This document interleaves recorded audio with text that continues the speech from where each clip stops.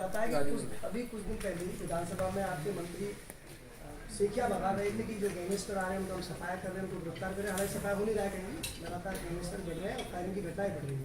लेकिन अब बड़ा सवाल है कि आपके खुद के मंत्रियों के खिलाफ अपहरण का मामला दर्ज है, खिलाफ हुआ दर्ज राजेंद्र गुड़ा के खिलाफ मामला दर्ज हुआ, FIR दर्ज हो गई। क्या कहना चाहिए?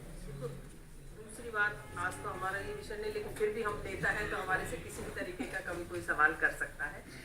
जो ये आए दिन इस तरीके की जो घटनाएं हो रही हैं, ये मैं तो जब अखबार पढ़ते हैं अपन, तो उसमें ये होता है कि ज़्यादा से ज़्यादा घटना या तो दुर्घटना की होती है, एक्सीडेंट की होती है सबसे ज़्यादा। उसके बाद जो दूसरा नंबर आता है तो लड़ाई का, झगड़े का और इस तरीके का पूरे देश में एक ये इस तरीके का माहौल पैदा हो रहा है। अब हमारी सोच तो यही है कि भाई पर्सनली अगर किसी के खिलाफ झूठा हुआ है कि सच हुआ है, ये तो जांच के बाद पता लगेगा कि सही है या मुकदमा गलत है।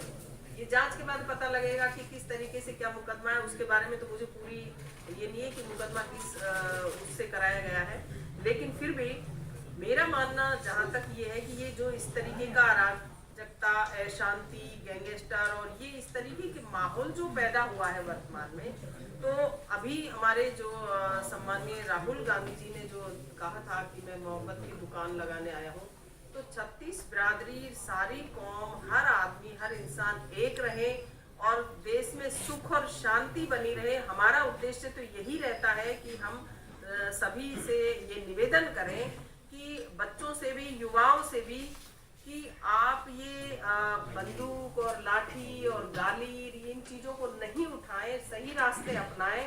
और मैं तो आपके माध्यम से भी निवेदन भी करना चाहूँगी सभी से कि कृपया करके इस तरीके के रास्ते पर नहीं जाएं, क्योंकि दुश्मनी खुद के लिए भी और दूसरे के लिए भी, दोनों के लिए ही अच्छी नहीं होती है। खुद का घर भी बर्बाद होता है, दूसरे का घर भी बर्बाद होता है। तो सभी लोग इस तरीके के काम को छोड़ करके कोई काम धंधा करें। अगर हमारी कहीं आवश्यकता है उनसे, तो हम उनकी मदद करने को, सरकार मदद करने को तैयार है, हम सारी हमारी टीम मदद करने को तैयार है। लेकिन युवा पीढ़ी जो चाहे नशे की तरफ जा रही है वो हो, तो मेरा तो निवेदन यही रहेगा कि नशा हो, चाहे गुस्सा हो, चाहे अराजकता हो, इस तरह से युवा नहीं भटके। जहाँ सरकार की या हमारी आवश्यकता हो तो हम गार्जियंस के रूप में, मैं एक माँ के रूप में, आप सबके एक परिवार के रूप में मदद करूंगी और आपके माध्यम से एक निवेदन करती हूँ युवाओं से, कृपया करके आप गलत राह पर नहीं जाएं, क्योंकि गलत राह पर चलने का अंत खुद का भी बुरा होता है, दूसरे का भी बुरा होता है। तो दूसरे का मत सोचिए, लेकिन आप खुद का सोचें कि खुद का बुरा नहीं करें। मैडम, आपको लगता है मुख्यमंत्री जी, गृह मंत्री, कानून व्यवस्था कंट्रोल नहीं हो पा रही उनसे लगातार विरोध? आपसे रिक्वेस्ट करेंगे अडानी इफेक्ट ऑन राजस्थान, इस पर 65,000 करोड़ का निवेश भी होने वाला था, इसको लेकर अडानी की बात भी कही गई थी। तो अब क्या निवेश को लेकर क्या राजस्थान पर उसका क्या प्रभाव है?